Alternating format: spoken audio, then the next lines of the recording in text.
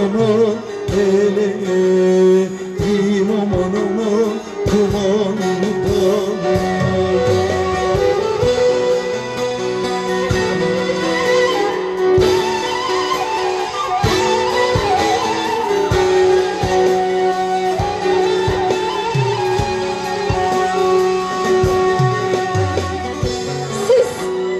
Siz sıcak yataklarınızda uyurken bilir miydiniz ki kuzularınızın soğukta kaldığını?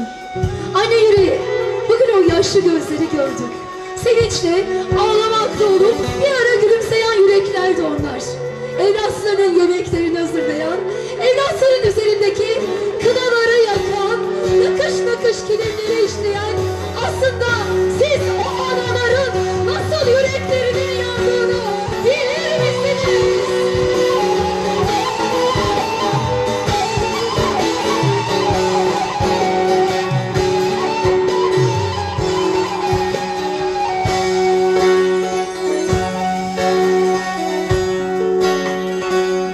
El alemin vatanı var, yurdu var, yurdu var.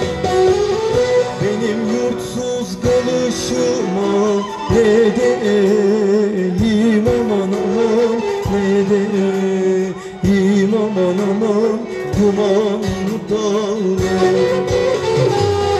Benim yurtsuz kalışıma ne deyim aman aman, ne deyim aman aman dumanlı dağlar.